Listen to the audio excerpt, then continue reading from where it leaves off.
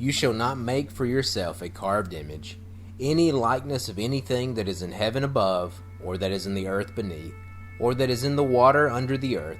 You shall not bow down to them, nor serve them. For I, the Lord your God, am a jealous God, visiting the iniquity of the fathers upon the children to the third and fourth generations of those who hate me, but showing mercy to thousands, to those who love me and keep my commandments. The 10 Commandments were given to Israel after they left slavery in Egypt. Since Israel was in a special relationship, a covenant with God, they were called to obey the 10 Commandments, and obedience was the appropriate response for all that God had done. God's people are to be holy because He is holy. For I am the Lord who brings you up out of the land of Egypt to be your God. You shall therefore be holy, for I am holy. Christians are not under the Mosaic law because Christ has fulfilled it all, but Christians are still called to be holy, to be like Christ. So the 10 Commandments that reveal basics about morality still have applications for Christians today. The 10 Commandments speak about loving God and loving people. Some commandments speak about a person's relationship with God. Other commandments speak about a person's relationship with other people. The second commandment speaks about not making idols to worship.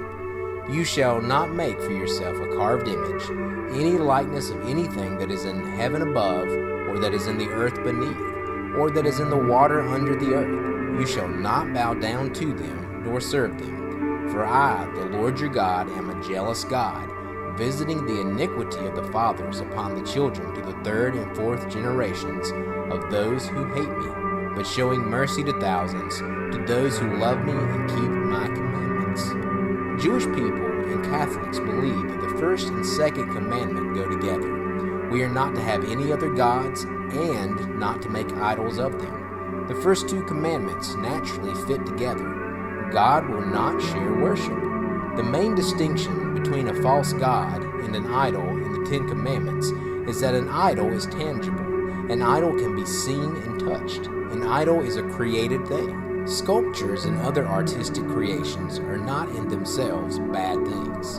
In fact, God instructed the Israelites to create ornate works of art in the tabernacle and temple. So carved works of art are not a problem. The problem is when people worship the carved works of art, their creations. The command to not make idols obviously connects to false gods, but it also applies to God Himself. Take careful heed to yourselves, for you saw no form when the Lord spoke to you at Horeb, out of the midst of the fire, lest you act corruptly and make for yourselves a carved image in the form of any figure, the likeness of male or female, the likeness of any animal that is on the earth, or the likeness of any winged bird that flies in the air, the likeness of anything that creeps on the ground, or the likeness of any fish that is in the water beneath the earth. And take heed, lest you lift your eyes to heaven, and when you see the sun, the moon, and the stars, all the host of heaven, you feel driven to worship them and serve them, which the Lord your God has given to all the peoples under the whole heaven as a heritage. God cannot be represented by a carved image or anything else in creation. The point is that God deserves worship. We should not worship creation. We should only worship the Creator. God, who made the world and everything in it, since He is Lord of heaven and earth, does not dwell in temples made with hands. For by Him all things were created that are in heaven and that are on earth, visible and invisible, whether thrones or dominions or principalities or powers. All things were created through Him and for Him. All creation belongs to God. Isaiah wrote, He cuts down cedars for Himself, and takes the cypress and the oak. He secures it for Himself among the trees of the forest. He plants a pine, and the rain nourishes it. Then it shall be for a man to burn. For He will take some of it and warm Himself. Yes, He kindles it and bakes bread. Indeed, He makes a god and worships it. He makes it a carved image and falls down to it. He burns half of it in the fire. With this half He eats meat. He roasts a roast and is satisfied. He even warms himself and says, I am warm. I have seen the fire. And the rest of it He makes into a god, His carved image, he falls down before it and worships it, prays to it, and says, "Deliver me, for you are my God." It is stupid to worship created things, to worship idols. The same wood that is used in the fire is also used to make the idol. The dumb, lifeless idol cannot save. The idol worship described in the Old Testament may seem foreign to the modern person, but idol worship still exists in various forms. The religions of Buddhism and Hinduism both contain idol worship.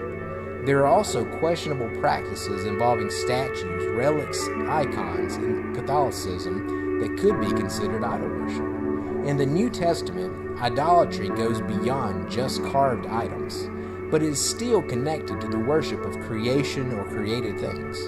For this you know, that no fornicator, unclean person, nor covetous man who is an idolater has any inheritance in the kingdom of Christ and God. Therefore put to death your members which are on the earth, fornication, uncleanness, passion, evil desire, and covetousness, which is idolatry.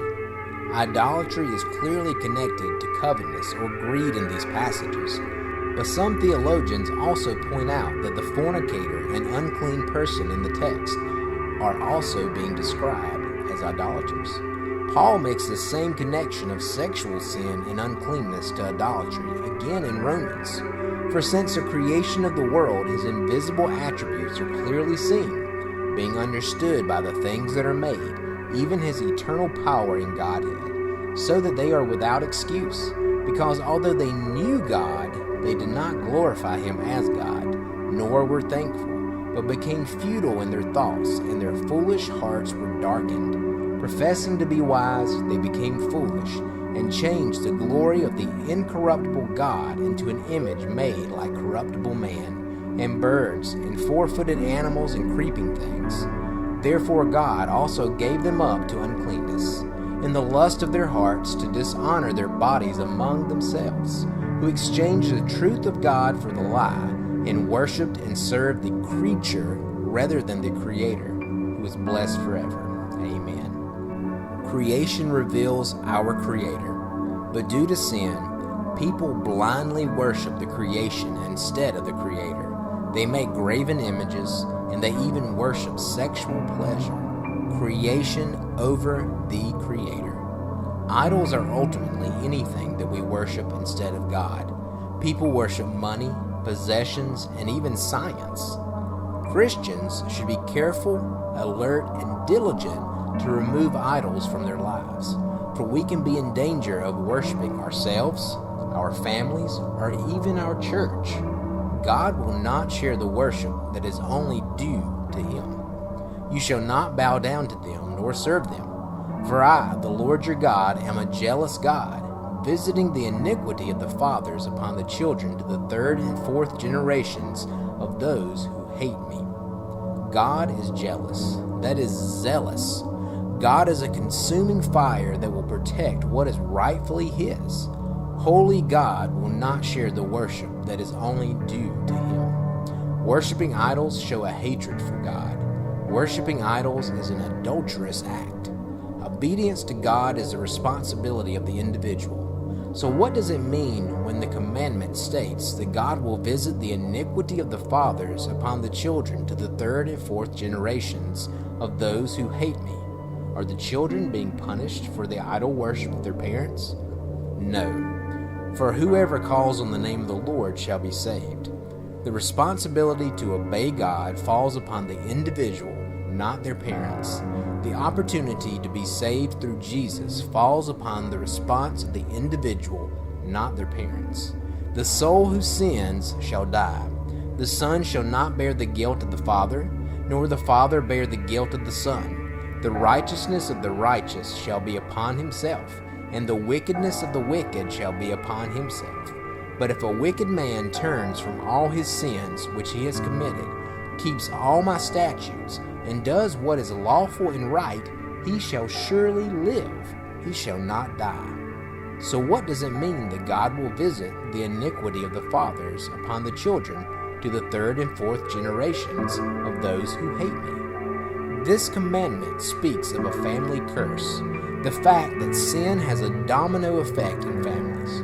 The sinful behaviors of the parents often carry forward to the behaviors of the children. Wickedness plants so deep that it takes generations for the family heritage to change.